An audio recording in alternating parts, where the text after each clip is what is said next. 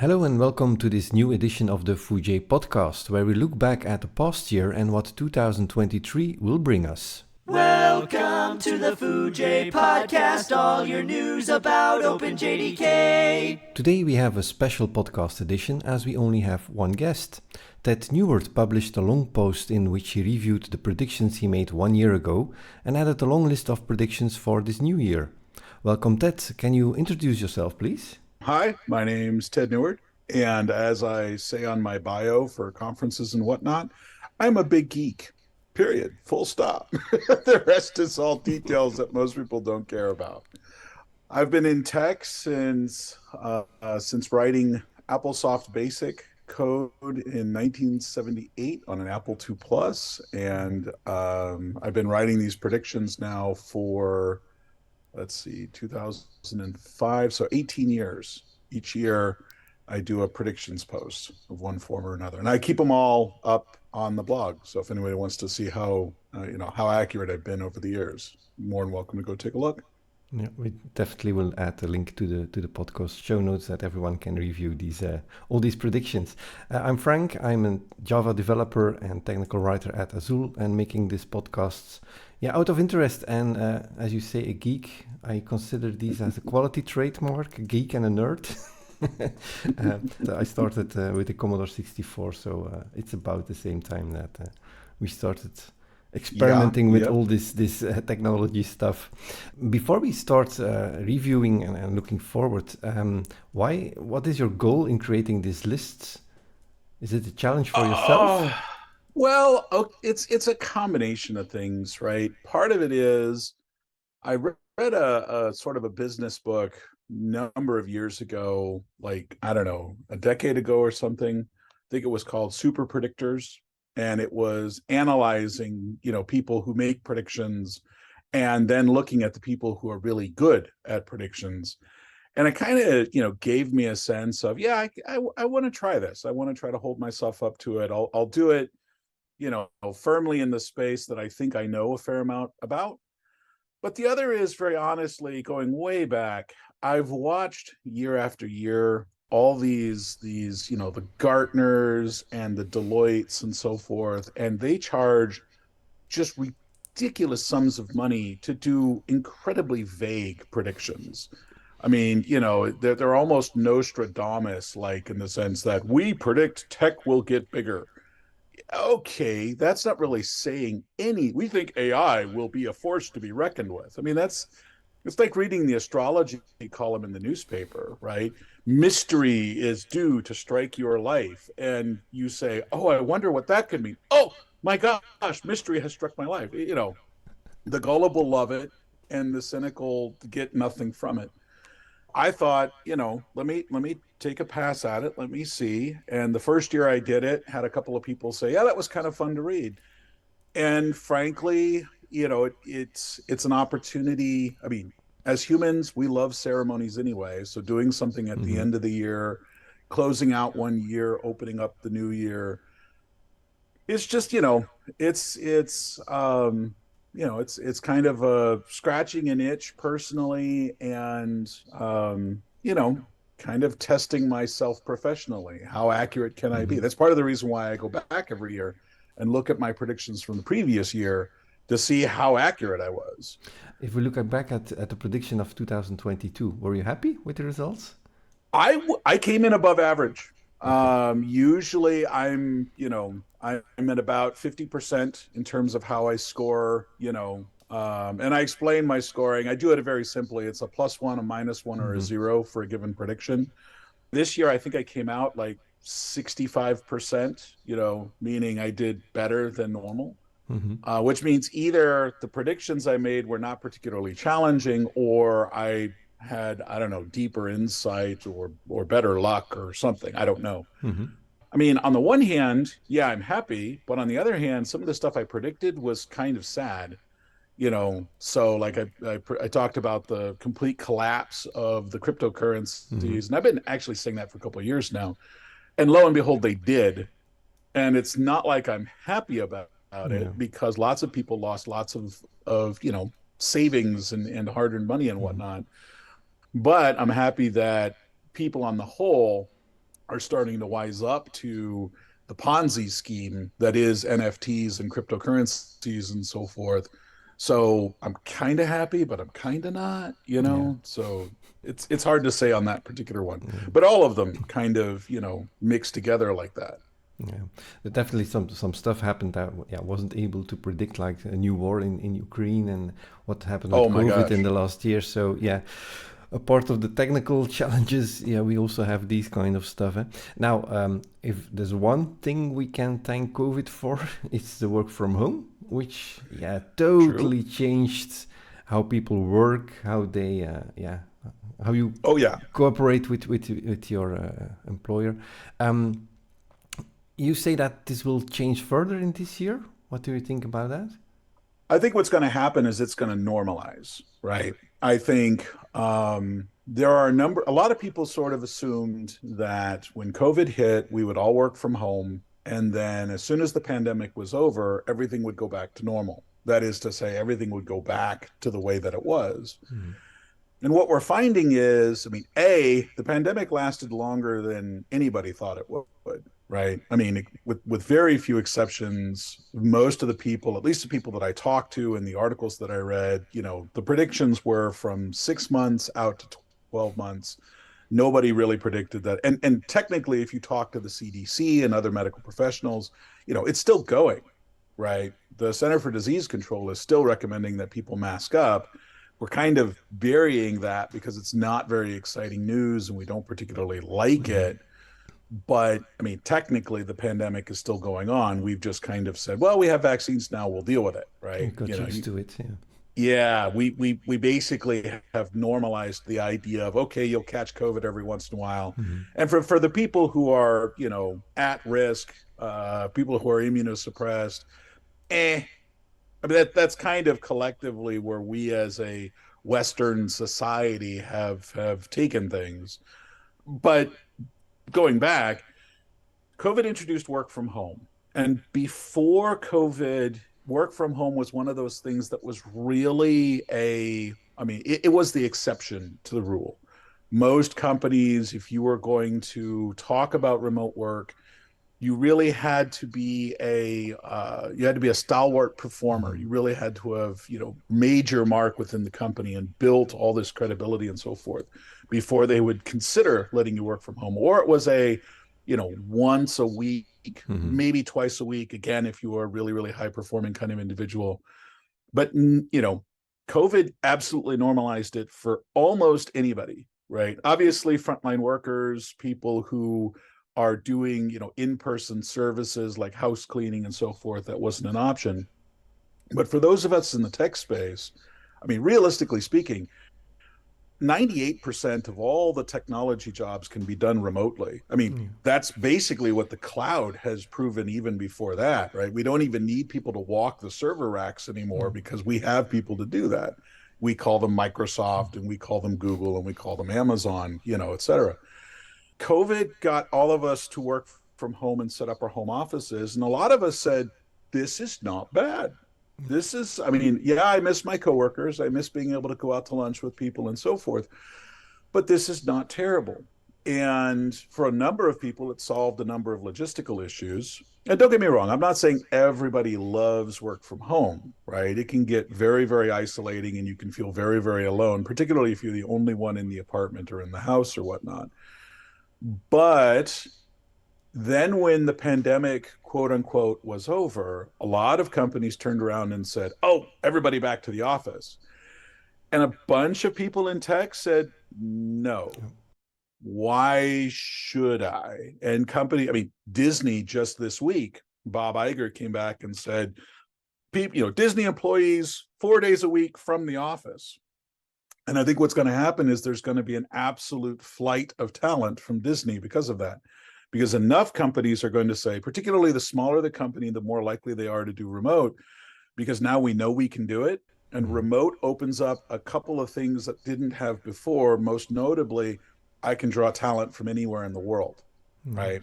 As long as my company can figure out how to work asynchronously, that's the key part. That's the part that everybody finds difficult about work from home or work from Mm. anywhere, is the idea that we have to work asynchronously now.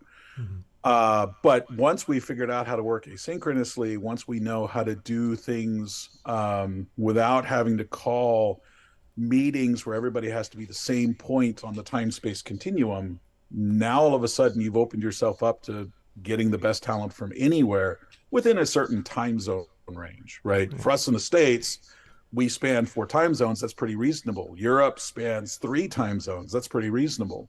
Cross continent can be a little tricky, not impossible, right? As you yourself know. Yes, indeed. But, it's certainly easy to do. I mean, I spent a year and a half working for a company that was in the Eastern time zone while I'm over here in Pacific, and it was 3 hour offset, and we were able to navigate it quite comfortably. And so that's why I think the work from home thing is going to get normalized as basically just another location for a lot of companies. There are some issues that pop up, most notably with the Byzantine tax system that we have in this country, right? Because different states have different rules regarding income tax. But I think those are navigable once we start to figure out what those rules are. But this year, I think there are going to be a lot of companies that are going to kind of settle in and say, all right, if you want to be remote, that's fine. We like it if you come into the office, but this is where our policy is going to be. They'll spend, they'll have spent the last year and this year kind of figuring out what works best across everybody in the company. And then they'll settle in and that'll be their policy. And I'm pretty sure it'll include some amount of remote work, some amount of remote workers. Yeah, it's not only work from home, it's work from everywhere or anywhere. Yeah. And the war on talent is finding the people where they are. Yeah. And the work from anywhere thing enables a number of things that companies would never really have thought to do. I mean, in the United States, we have an incredibly strong hustle culture. And so the idea of, going to go visit my parents and still being able to turn in a full work day as opposed to having to take PTO, that's very attractive to a lot of people. It's very attractive to a lot of companies. Yeah. And I think that's what's going to kind of, open it up and normalize it. I don't think we're going to go back to the everybody always goes to the office culture that we had circa 2019 and earlier. Yeah, it's also a system that at Azul, I think they call it follow the sun. There is a support team in every time zone. And that's critical for what Azul does, for what, if you sell a service worldwide, right? So if you've got a DevOps team and you're having to manage your own services, support your own services, having, at the very least, having some kind of support staff on each of the major continents so that you can follow the sun, like you said, that's huge. That's absolutely huge. Okay, let's go to following topics. You have a long list of predictions, so we'll pick out a few. One of them that I find interesting is the microservices discussion. I've always found it difficult to define what is a microservice. I once heard it's what a 2-pizza team can build in 2 weeks or can replace in 2 weeks, so 8 people, let's say. What is your definition of a microservice? Do you dare to say something? I think that's part of the problem is we never really could come to a definition from a technology, a surface area point of view as to what a microservice was. Frankly, we had some of the same problems when service first came along, right? Service-oriented architecture, SOA and whatnot. And lots of people were talking about services, but we could never really decide on the granularity of a service, right? There were some people that I talked to who thought a service was essentially kind of like, a database. The database was a service and it could provide a lot of different functionality through a common interface. Other people I talked to said, the service is basically like a stored procedure to the database, right? It does exactly one thing narrowly well, right? So almost a single HTTP API endpoint was a service. And that never got any better. And then we got to microservices. And realistically, the microservice thing, number one, it was cargo culting from the beginning, right? It was people saying, oh my gosh, Amazon has been very successful. We need to do what they do. And Amazon was the one that coined the whole 2-pizza team concept, right? The team should be no larger than what 2 large pizzas can serve comfortably, right? Nobody's looking for, more food after we have a team lunch. The interesting thing is Amazon has since abandoned that, They don't really believe in the two pizza team thing anymore, because that's really more a discussion of organizational design than it is distributed system design. Part of what they were going after was the idea of what we now call DevOps, which actually some folks from ThoughtWorks had been really championing before Amazon picked it up and sort of made it their own. And so microservices became this term that really kind of embraced a whole bunch of different things and conflated a whole bunch of different concepts. There's a little distributed system design, there's a little organizational design, there's a little DevOps in there, it's a whole bunch of different things. Practically speaking, though, because people didn't really understand what microservices were doing, except for the very highest levels, which was we want to have lots of little services all over the place, they fell squarely into the trap of the fallacies of distributed computing. And they made the same mistake that we made with distributed objects 20 years prior, which was to say, take code, fragment it as finely as you can get it, and then scatter it across the network, because that's a good thing. And I mean, anybody who lived through the Corba days or the DCOM days, knows the pain that we suffered as we spent so much time on the network wire shipping stuff back and forth in order to accomplish some particular task. And, when I would bring this up to people, they'd say, oh, yeah, but it's microservices. It's almost a tautology. Because it's a microservice, it's better. Okay, but what about all the time we're serializing, deserializing? What about all the time? I mean, these two services work very closely together. And as a matter of fact, they're coupled to the exact same database. One of the things we lost from the whole service-oriented thing was that, data and persistence should be an implementation detail of the service. Services should never share the same database, right? Because that creates an implicit coupling between the two. But I can't tell you how many companies I talked to that said, oh yeah, we've got 37 different microservices. Well, okay, so you have 37 different databases? Oh, don't be ridiculous. We've got one database. Otherwise, how would we do master data management? And it's like, oh my God, you just read too many books this year, didn't you? Right? Kind of like the days back, patterns. I remember interviewing once at a company where the guy very proudly pulled the design patterns Gang of Four book off his shelf. And I'm like, okay, patterns. I like where this is going. And he opened up the front cover where it had a list of all the patterns. And he had, with a Sharpie, checked off each one, because if they were patterns, we have to use them somewhere in our code base because they're patterns and therefore they're good. Yeah. So what I think is going to happen is we're going to look at all these microservices and realize, okay, there are some benefits to be had from modularizing our code. Shortly after the predictions, I put up a blog post that said, basically, you want modules, not microservices. Modularizing your code is a good thing, particularly if we follow some of the same design approach that microservices had. But we can do that without having to actually scatter them across the network. We can run them inside, for example, the same application server, right? God forbid I use a term from the 2000s, but it might actually be appropriate here. We could run them on the same server, run them in the same Kubernetes cluster, whatever you want to call it. And that way we still get some of the benefits without losing all that time going across the network. And we don't, there are certain scenarios where the act of taking data and hammering it into a shape that is suitable for transmission across the network, only to hammer it back into its original shape. I mean, this is just silly, right? Maybe choose an in-memory transport for two services that are closely clustered together. But frankly, if these are microservices that are both built by the same team, just fuse them together into a single service, because chances are good the team's going to release in lockstep with itself anyway, right? I mean, if that's really the goal, if it's an organizational design problem, we want these teams to be single-threaded. That's actually the term that Amazon prefers now. This is the thing they do. They'll just build it as one service. They'll build it as a monolith, but it'll be a team monolith as opposed to a corporate monolith. And I think that's probably the distinction that a number of people are going to lose as they start going back to monolithic construction. Also a bit part of this team, you said, yeah, you have people with different roles. On the other hand, you have full stack developers.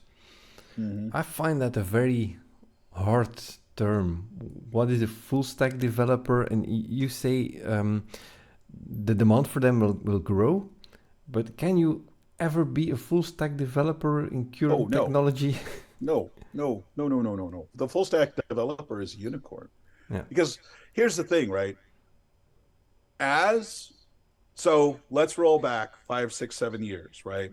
As you are starting to build a team and as you are looking to embrace some of this DevOps stuff, right? You want to start, you want to blur the lines between development and operations so that you have one team handling both, right? Now, the fun thing about this is recruiting is hard. It's difficult to find people with skills, right? And it's hard to actually take different people with different skill sets and assemble them onto a team.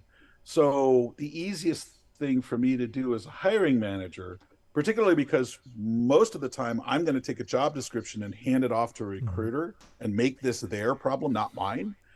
I'm going to say, here is a laundry list of everything I need. I need a developer they need to know database design, they need to know architecture, they need to know infrastructure, they need to know the networking stack, they need to know React, they need to know CSS, they need to be user experience designers. Oh, and they need to be race car drivers, right? I mean, you just start laying out all these different things that you need for the team.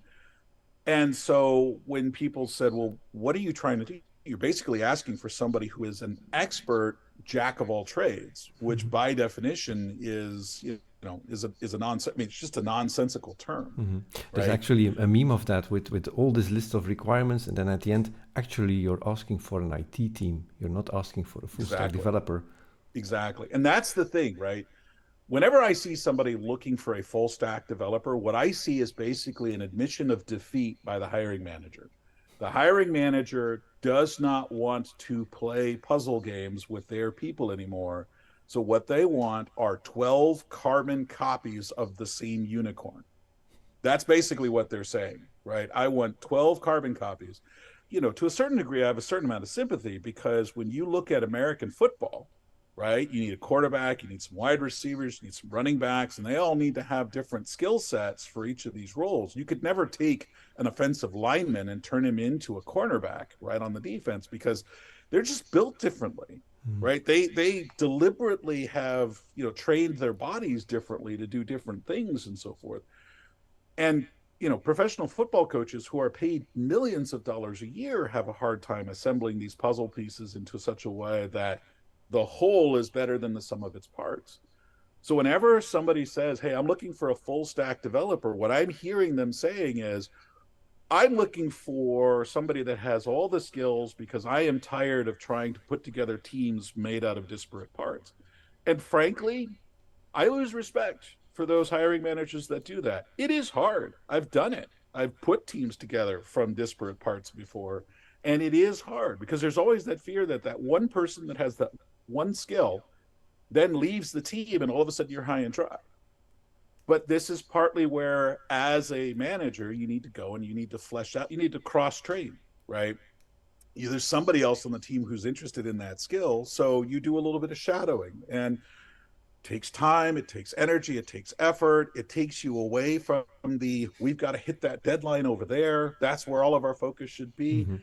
No, that's part of where the manager's focus would be. Part of the focus is, how do I make my team stronger? And part of that is doing cross training and looking for opportunities, even while the team is, every professional sports team is always trying to win the championship, but they're also always trying to set themselves up to win the championship next year and the year after.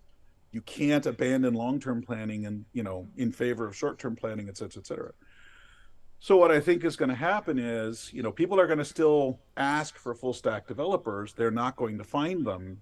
And, what teams are going to do is some of what teams are doing now, which is to say, okay, crap, we can't find any full stack developers and we can't just leave these open positions open forever. Let's take what we can get and we're going to have to start putting puzzle pieces together again.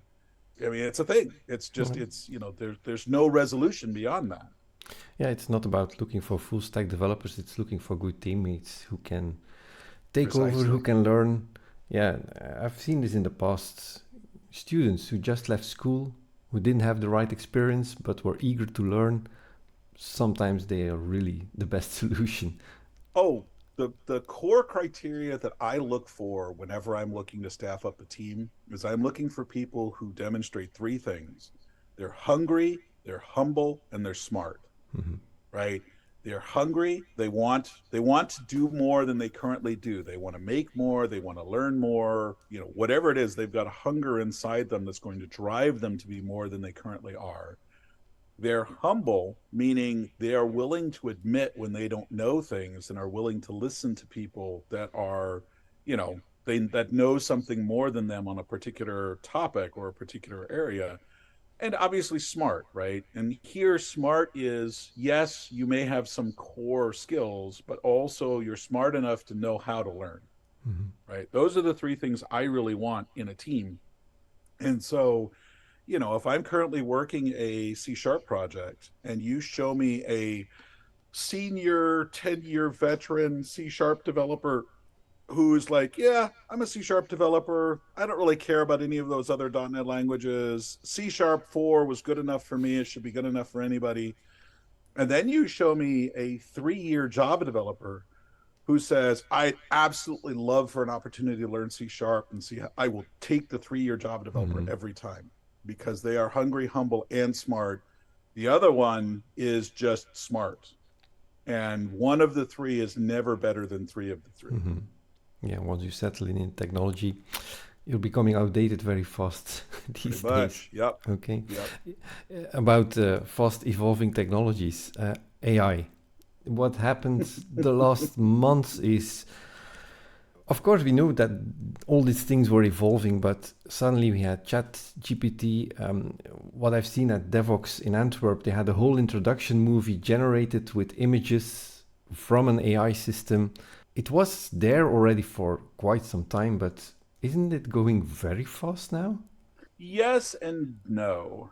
I mean, Chat GPT has really captured a lot of the, there are these two aspects of artificial intelligence that have really captured the public's imagination, right? One is the ability to generate images based off of a plain text description, right? Which, like you said, Devox, they had all, the movie with all Mm-hmm. that computer generated art, etc. The other is the ability for Chat GPT to be able to take plain text and turn around plain text responses, right? Now, there are several things which we're going to discover in the coming year, which I think are going to, cool the jets around some of this AI stuff, right? Number one is, as we've discovered, there are a couple of legal issues that go along with some of this because all of this stuff has to be, the current way in which we do a lot of this artificial intelligence is with modeling, right? We train based Mm-hmm. on a given model. And so what Microsoft did, what GitHub did with Copilot, is it trained it on a whole bunch of open source code.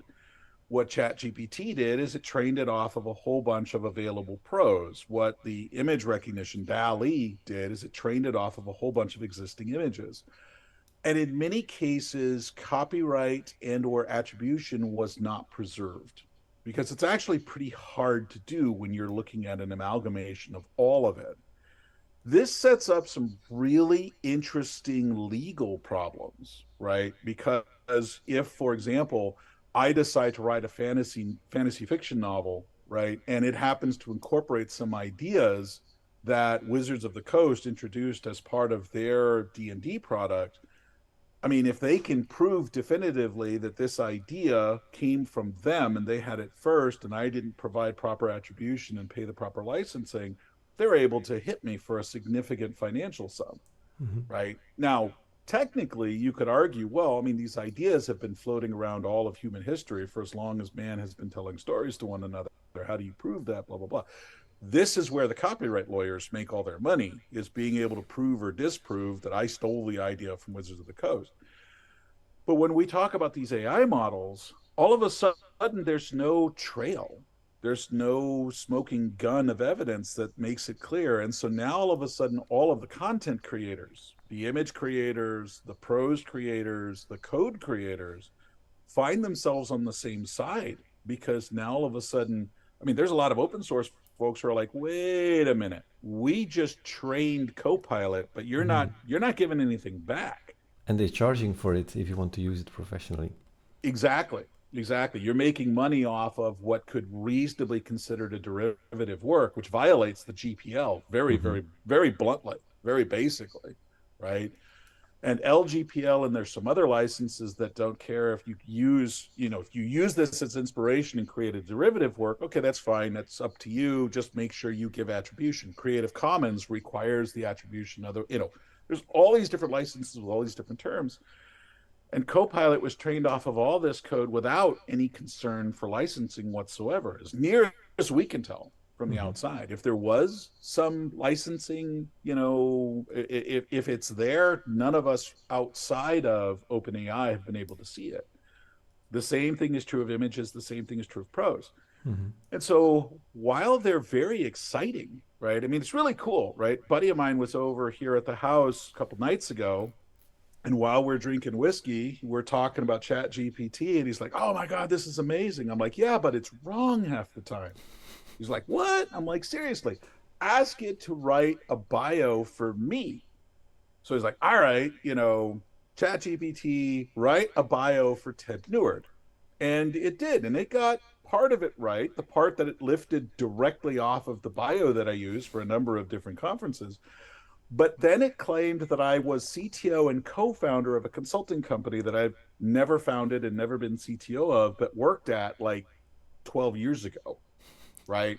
And it claimed I was a member of the it was member of the executive board of the Java community process, which I'm Okay. pretty sure, as you know, is not true. It also claimed that I was a board member of the International Association of Software Architects, which, while I have spoken at their events, sadly, they have yet to recognize my stellar leadership and give me that role. Yeah, but it's a system that based on next word prediction. So if it makes sense to put this word after the previous one, yeah, then I saw a tweet of a professor who said, "I'm gonna ask my students to write a text with Chat GPT and then find all the mistakes in it and correct Yeah. it and then deliver me both and the process of going from what Chat GPT gave and the final result." Yeah, it gives titles of books which don't exist, but What we have seen, particularly with both ChatGPT and Copilot, as well as DALI, we're seeing perhaps a significant improvement in natural language processing, the ability to take spoken language and be able to correctly infer what was being asked or what was being said. But it's not a general purpose artificial intelligence. And so what's going to happen is over this next year, people are going to start exploring it. I mean, the most natural thing is, oh my God, chatbots. We're going to use ChatGPT for chatbots. And they're going to wire ChatGPT directly up to it, paying an exorbitant Mhm. licensing fee. And then all of a sudden, ChatGPT is going to say, "Hey, welcome to Amazon. What would you like me to do?" "Well, I need you to take this back." "Oh, I'm so sorry. How, as compensation, how about we give you a free, look them up, look them up. How about we give you a free car?" Right? And all of a sudden, Amazon's on the hook to give somebody a free car. And that's when we're going to start seeing pulling it back and saying, "Now, wait a second.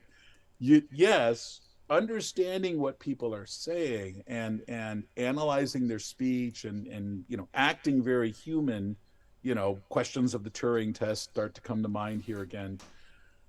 But you can't say stuff that's not true. You Mhm. can't say stuff that's going to put us in a legal bind. And so, natural language processing, yes, we have made significant strides in that.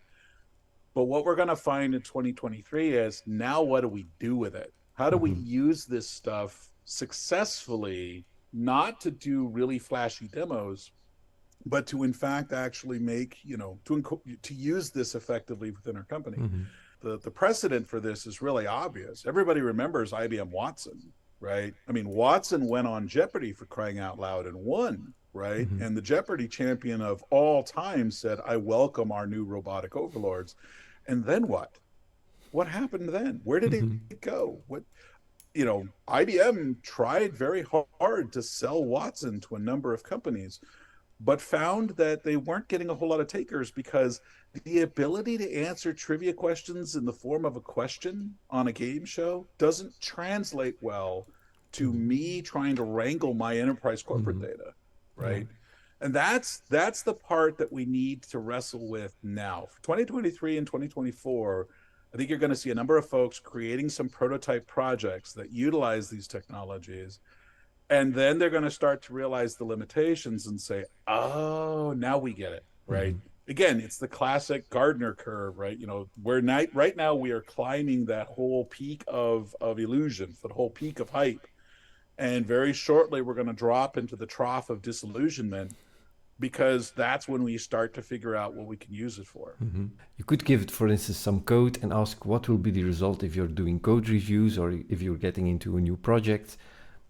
Some feedback on code or give me an example of this. But yeah, again, is the result correct? It's yeah, we'll see some very nice evolutions, I think. But yeah, I find it amazing on one hand and a bit frightening. It's on the other hand. dangerous. Yeah. It's dangerous. I mean, I think for people who are looking to understand code, right, particularly if the comments appear to be out of date, right, the ability to because code has something that most natural language doesn't, which is precise semantics, right? I mean, there's formal semantics around any programming language, with the possible exception of Perl, which is just a dumpster fire of a language anyway, so we won't include them amongst good programming languages. But for every other language, there's a pretty nice formal semantics model about what this means. So I can take code, throw it at a system like Copilot and say, explain to me what this does. And it'll be able to, and based on some of the knowledge of its model, be able to tell you perhaps the first level above, okay, what this does is this, which looks like it's calculating a CRC, right? It's still not going to tell us why we need this calculation of a CRC, but I do think that just like we had automated code generators like JavaDoc to help us do some of the formatting and some of the heavy lifting of extracting parameters and doing the formatting and so forth, I think we could start to see within the next 18 months tools that will help us do that for some of our code, particularly for legacy code bases. That could be very powerful. It won't tell us why, but it will tell us what. And then we can perhaps annotate the why, or annotate the what with the why, in order to have some really nice, long-term surviving documentation. But again, it's going to take us a while to figure that out and figure out where and how that applies and how best to use it. This year will be the year of figuring all that stuff out. I'm looking forward to our chat in a year, especially this topic. Me too. You say hiring will accelerate at the end of Q1 of this year. So we've seen massive layoffs at many big companies. Yep. On the other hand, small companies which are looking for people have a benefit in this whole story. Do you think these big companies will come back to the hiring market, or do you see another evolution? Part of what I think happened during 2020 and 2021, you remember the labor market was white hot in tech. I mean, companies were throwing ridiculous sums of money to try to hire developers, right?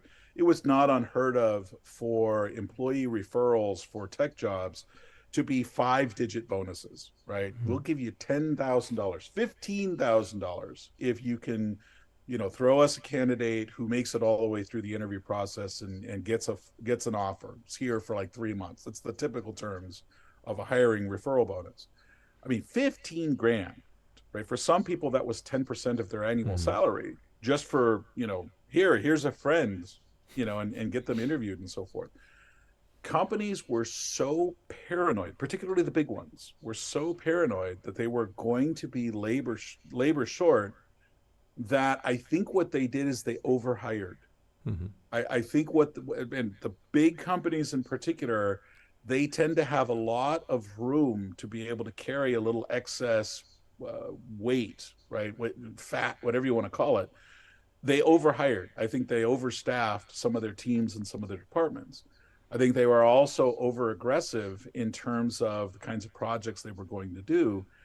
And so in 2022, as the pandemic appeared to be ramping back down, as we started to get some of this, work from home, work from office controversy beginning to erupt, coupled with the fears domestically and abroad that we were entering a recession, coupled with the war in Ukraine, and a whole bunch of companies went, whoa, baby, hold on, hold on. We need to stop and rethink this here, because as a CFO, I'm responsible for the company's financial health. And I need to really stop and take stock. Yes, there are a bunch of IT projects we want to do, but we also have to make sure we're maintaining a certain amount of fiscal discipline. Let's go looking through let's go looking through the records. Let's go looking through what we've hired, what we've got. And then I think everybody was kind of looking around, waiting to see what anybody else would do. Because remember, a lot of what happens on the business stage is very much I'm looking for what other people will do before I decide what it is I do, right?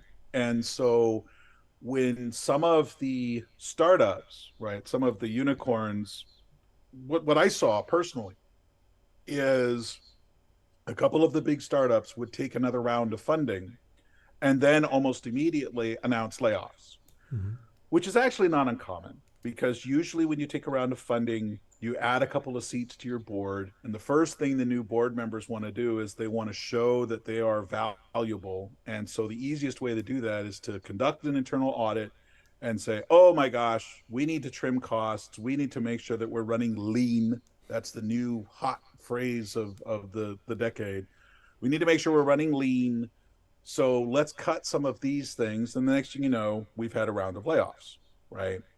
Okay, one did it, and then another did it, and then another did it. And some of these startups, quite frankly, they hadn't proven that they were, in fact, viable, sustainable businesses anyway. They were really surviving off of investor money, not actual, income.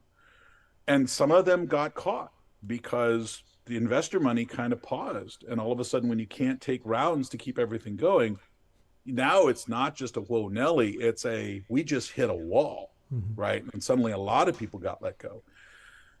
And then the big companies said, okay, that's where we are right now. So let's do some internal fact finding. Let's see where things are. Let's see how things develop, right? And then, of course, the middle of the year, the war in the Ukraine starts up.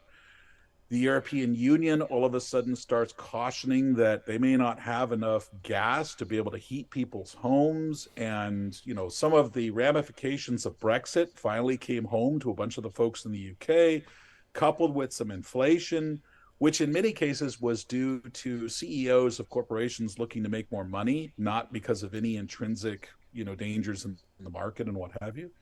And all of these things combined to say to Microsoft and Amazon and Google, you know what? We probably should do a certain amount of trimming as well, right? We've been carrying a little extra. It's just like, you get done with the holidays, you had a little bit too much Christmas fudge. It's time to hit the treadmill, and it's time to start, shedding some of those pounds.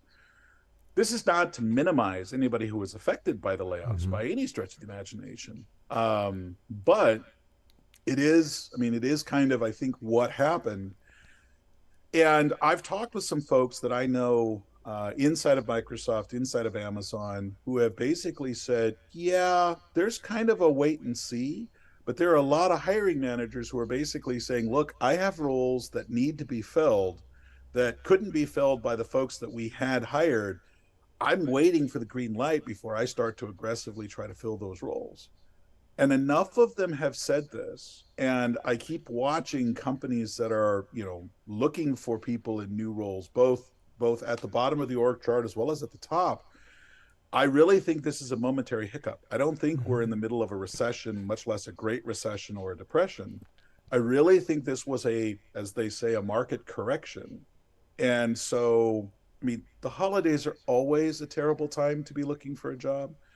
So I think as we come out of the holidays and people start to feel a little bit better about what's going to happen financially in the new year, inflation has come back down. Prices have started to get back to where they were, 6 to 12 months ago.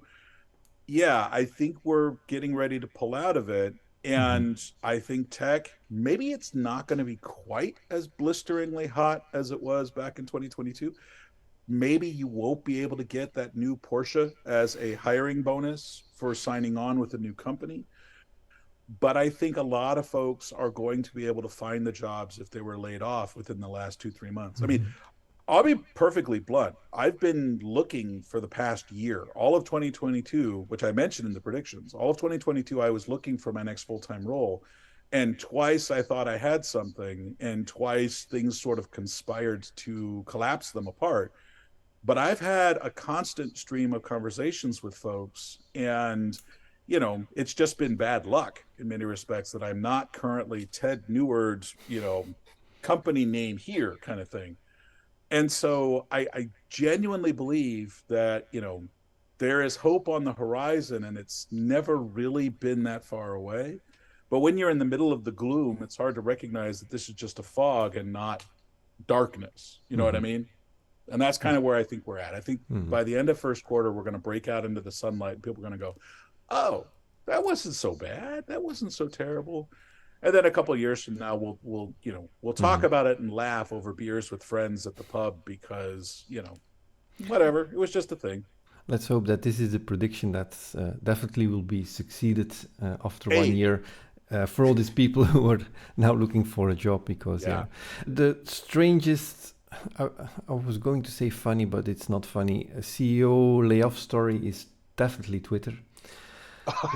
What happened there is, I've been on Twitter for as long as it exists. I think I found my current job thanks to my contacts and tweets, Yeah, and yeah. it really hurts what's happened there. It hurts how the people are treated who are working there. With Hmm. Foojay, we started a Mastodon server for the Java community to have a better place, a more friendlier place at this moment. You're predicting that Twitter will get sold again?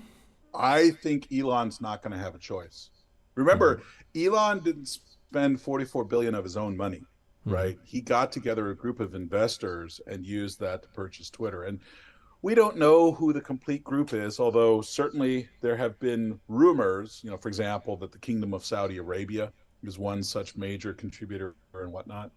But the fact of the matter is, Twitter's value is tanking in a Mm-hmm. major way. I mean, there was a story recently, I don't know how widespread it got, but Twitter hasn't paid rent on its buildings here in Seattle.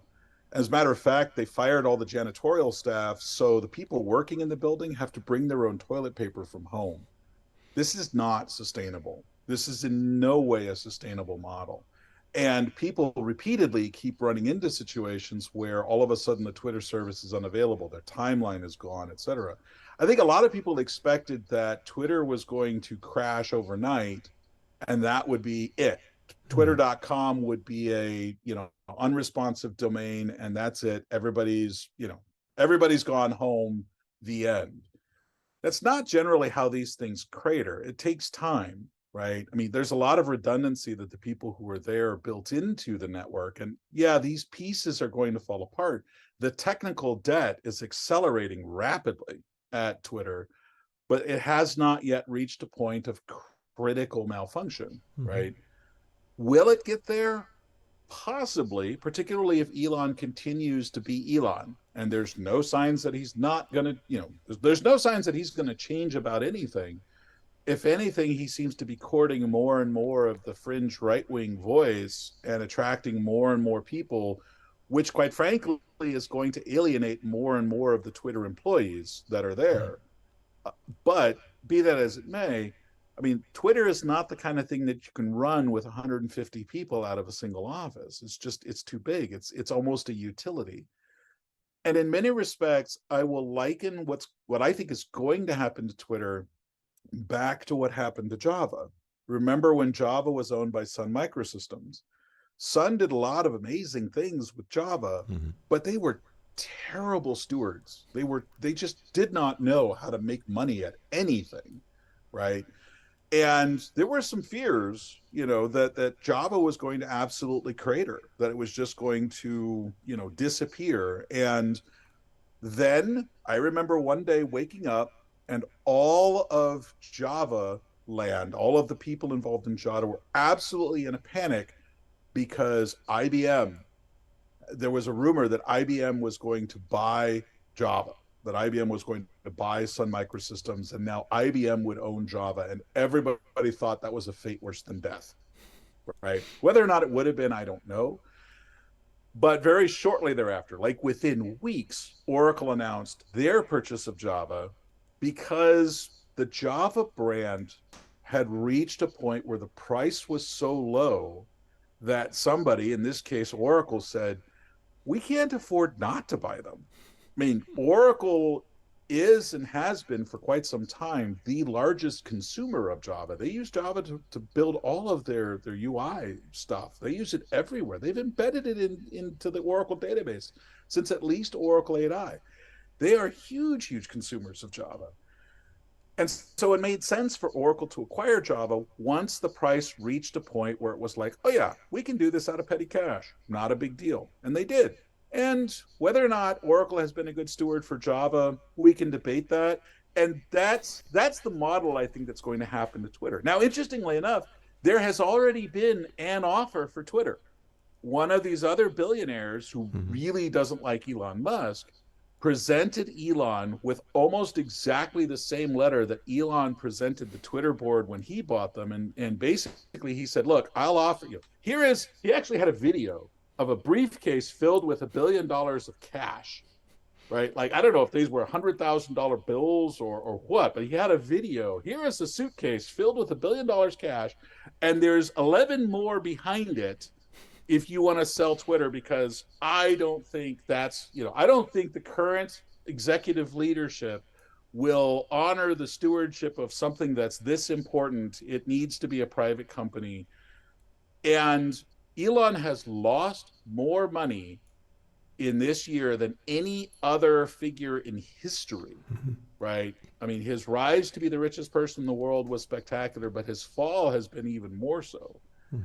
And at a certain point, realistically, as a billionaire, you're only as rich as your reputation allows you to be, because a lot of what these folks do is they don't spend their own money.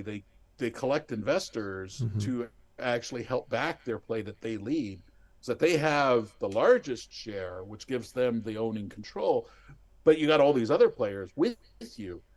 And if all those other players turn around and say, no, we're not going to follow you into this. I mean, you've made a mess of this. And I think some of those folks are going to turn around and demand, they're going to start putting pressure on Elon to actually do something different. Because what he's been doing has just been nothing. I mean, the Twitter checkmark is about to get more expensive. And look at all these features coming soon, which have been listed as coming soon for the last 6 months. There's been no new features that have been released on Twitter. The whole verification process has become a nightmare. Every time they say they've changed it, a journalist from the Wall Street Journal goes off and tries to get verified as some famous figure and is successful in doing so. So clearly their verification is a sham. They're very quickly losing everything that made Twitter a utility.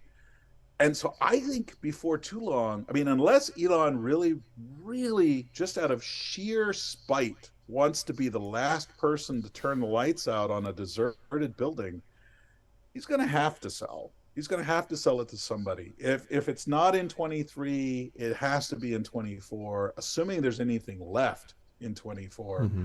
And the fact is, there's too much value intrinsic in the Twitter name, intrinsic in the Twitter, lists, right? I mean, look at how many celebrities are on Twitter. Look at how many people amassed such a huge amount of following on Twitter, made their names on Twitter, etc. There's significant value in that. So just owning the domain name and all of the apps and devices that talk to it, that's worth $10 billion right there. It's just not worth 54 billion or whatever ridiculousness that Elon paid for it. And that number is dropping with every passing day and every new controversy that Elon loves to court. I mean, maybe he's just interested in watching the world burn. I don't think so. I don't think you get to be the richest man in the world by looking to make it all burn. But Who knows? Maybe he's Hmm. decided, you know what, I'm going to die someday and I don't want to actually, have to figure out where my money should go. So let's just see if I can fritter it all away with Burn bad it. decisions and become a case study for business school for Hmm. years and years and years to come. Oh, he already is, I think. Um, Oh yeah. if there's one thing people may start realize now with this whole Twitter thing going on, is we are actually the product being sold. We are Mm-hmm. the product being sold by Twitter, by Facebook, by LinkedIn, um, and people realize I've created a lot of content on this platform, but it's lost if Twitter disappears. I'm losing my history of all the things I've done, and maybe that's one thing that Mastodon has done really great. If you want to move from an instance, you can do so. You can Mm-hmm. export your data. There are some projects going on that you own your digital self.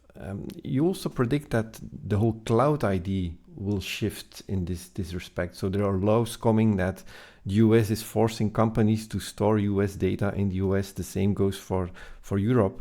What will go on there in that market of cloud data storage? To be really clear, many of those laws have already existed, right? I remember even, I think it's a decade ago now. I was working for a consulting company and we were talking with a multinational, and this multinational was dealing with corporate financial data in Europe. And there is a law on the books in Germany that says that German financial corporate data, right? So the books, the accounting books for any German corporation must remain on German soil. Period, full stop. Mhm. So one of the key criteria for selecting a cloud provider was a cloud provider that would have a data center in all of the places that they knew of that had one of these laws on the books, right? I mean, the Chinese government is ridiculously diligent about it. Chinese data must remain on Chinese soil behind the Great Firewall, blah, blah, blah, blah, blah. But I mean, the European Union, I mean, number of years ago with GDPR, and then the United States sort of relaxed some of its safe harbor provisions, which made a lot of the EU nervous. There's been a sort of low-lying tension going on within the cloud around some of this. What we're starting to find is on a personal note, yeah, where is my data, right? If Twitter goes under and I lose all of those videos that I recorded, I lose all of those witty sayings that I said, all of those links to tweets that I've tossed off over the years, all those announcements that were made, all of those, I mean, quite frankly, Twitter is being archived in the Library of Congress. So technically, none of that stuff is being lost. But will I have access to it, Mhm. or will I have to actually go and somehow log on to the Library of Congress in order to retrieve stuff that I said, things that I created, etc. All of this, realistically, all of this is going to cause us, particularly at a corporate level, to really rethink how we're going to engage with the cloud, where we want things in the cloud. I mean, originally the cloud was all about being able to scale significantly and scale on demand. A lot of it was really about scalability, and we'll worry about the data Mhm. later, right? Now, really, I think what we're going to find is we're going to start we're going to need to start thinking about where some of that data goes. We're going to start wanting to think more about where that data is stored. We're going to want to have some visibility into the data, right? I mean, it started with GDPR, but California has already passed the law, the forget me law, that says if you call up any particular company and say, I need you to forget about me, they need to delete all of the data regarding you that isn't necessary for the business to conduct Mhm. business with you, right? So if I have a mortgage with Rocket Mortgage, I can't just call them up and say forget about me and now my mortgage is canceled. It would be nice, but no, right? And so companies are going to have to start rethinking about how the virtual world operates. We've been really, really lax about saying, oh yeah, data just flows wherever. It's in the cloud. It's just in the cloud. But geographic boundaries and geographic ownership is still a thing. And as long as we remain separate nations, separate states, separate whatever, I think that's gonna start to make its way felt into the cloud. And a number of CEOs are gonna start thinking about, maybe it's not a bad idea if we have a little bit better control, a little bit better ownership of this. The other thing, very bluntly, is the costs of the cloud are really starting to make themselves known. A lot of people have started doing the math and running the numbers and realizing, once you reach a certain level of scale, it is actually cheaper for you to own your own data center than it is to continue to pay Microsoft and Google to run your data center. And so I think that's going to come into play, and I think that's going to drive. I think if the cloud companies are smart, part of what they're going to do is they're going to figure out how to take their cloud and run it on your hardware and your dirt, so that you can be provisioned and managed through the same sort of dashboard and interface that Azure.com provides you. But it's still, I can put certain data on, we're going to extend the cloud from Microsoft data centers into your data center, because you're going to run certain services, certain daemons, et cetera. Now you can manage it from one console, but you now have better control over the topology. That's kind of, I think, the seismic shift that's going to occur in the cloud, because too many companies are starting to say, yeah, but where are you storing this data? And how are you storing this data? And, why are you storing this data? Because I didn't ask you to store it. Where in the cost? So we have DevOps, we have DevSecOps, and now we have FinOps. So the financial operations, what does this actually cost? It's definitely something, to take into account. And that brings up its own thing, right? Because DevOps was about trying to knock down the silos between developer and operations, and then DevSecOps is trying to knock down the silos between dev security and operations. And next thing you know, it's going to be prod DevSecOps, right? Knocking the walls down between the product folks and the DevSecOps folks. And before too long, we're just going to have to call it enterprise ops. And everybody in the company is going to have to know everything about everything in the company. So you're going to have to be not only an accounting expert, a developer expert, a product expert, you're also going to have to be the janitor and the CEO.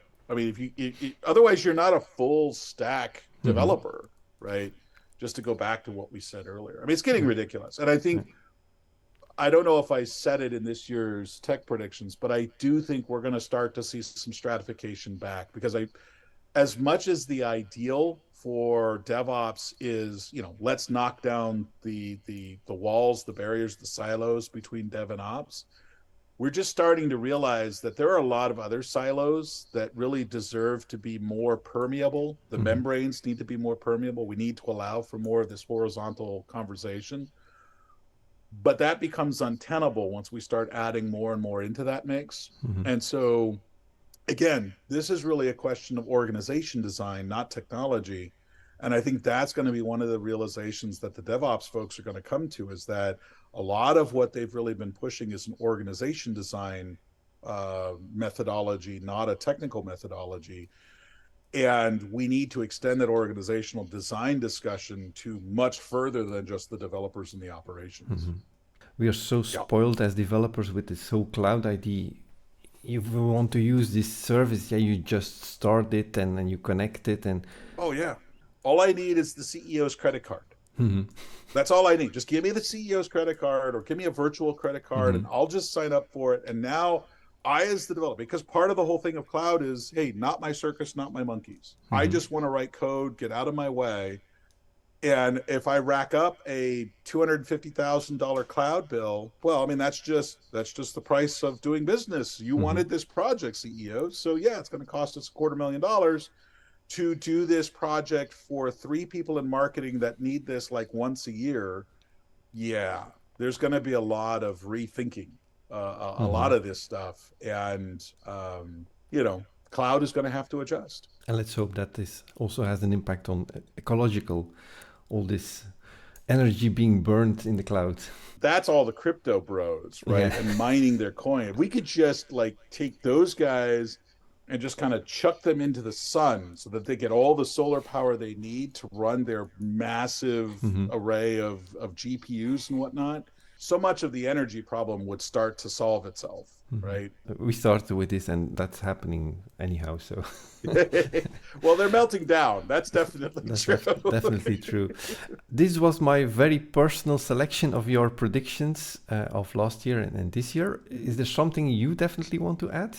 I alluded to it earlier, right? Part of what I would love, and I put this in the predictions that, hey, some company will hire Ted and Ted will be ridiculously happy there. And that hasn't happened. So, if you're listening to this and your company could use, an engineering manager or a devrel manager, who can do this sort of thing, I could use with a referral. I could use with a, hey, boss, maybe we should talk to this guy kind of thing. I think you're also really a full stack developer. So Oh, stop. Stop. Just stop.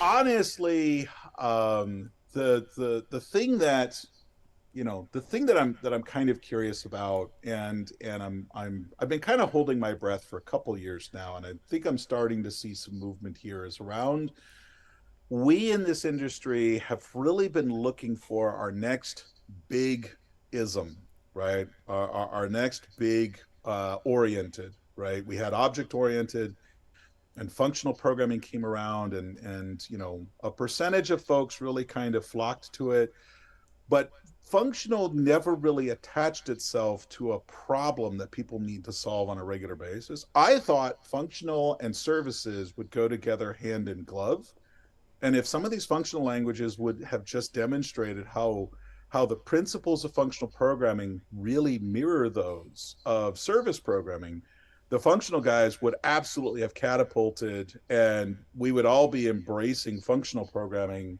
or object functional hybrids, which I think is really where the magic is at.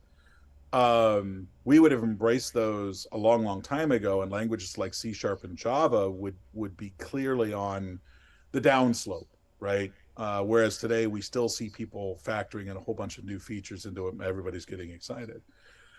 Um, I think that we are seeing, with the rise of all of the low code and no code platforms, and with the realization that I can create something that runs on top of the JVM or runs on top of the CLR, we're starting to see that there is some fungibility here in how I express the code.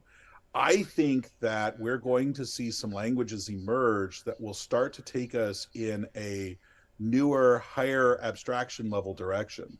One of the ones I've been following for quite some time is Ballerina. Mhm. Ballerina is a programming language by the WSO2 folks, and it is really one of the first service oriented programming languages I've seen. It's got some concepts from functional, it's got some concepts from object, but really the driving principle is this is a language for producing and consuming services. And so it doesn't have implementation inheritance the way that we think about it from Java, but it has some measure of composition that could very closely mimic that of inheritance without having to deal with some of the nastier things around implementation inheritance and so forth. I think it charts a really nice path. And I think that, I think there are some things I would still like them to add to the language. I think there are a couple of things they threw in there that I don't think are all that critical to their success. But I think that this is what we've been looking for, because 25, 30 years ago, when you sat down to write a GUI program, a Windows or Mac or X Windows, because that's what we had at the Mhm. time, and you did it in C, you had just voluminous amounts of code and multiple files you had to write just to get a hello world up and running.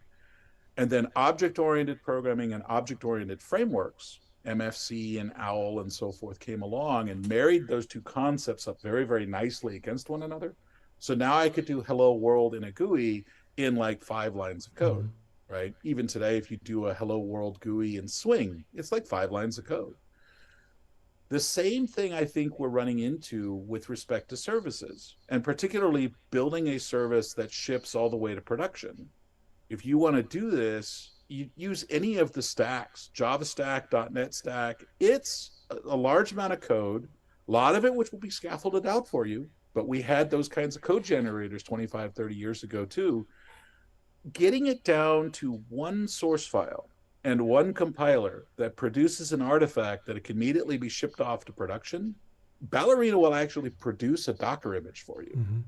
And then you take that Docker image and throw it into your Kubernetes cluster and you're done. That's kind of a game changer. And we notice now that .NET has started to embrace some of that concept as well. I think we're about to see, and again, I've been waiting for like a half decade for this to happen, but we programmers, for all that we embrace the new, we are reluctant to embrace the new, the truly new, right? I think we're starting to see some of that. I think we're starting to say, you know what? Yeah, Java's great and all, but it would be nice if.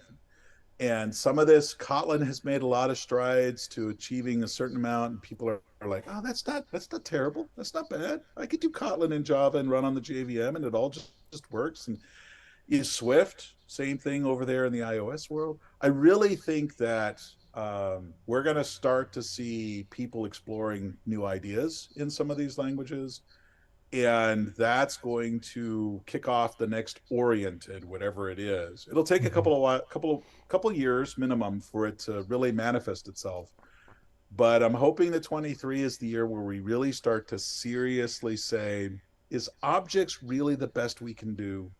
And the answer is no. So let's actually see what more we can do.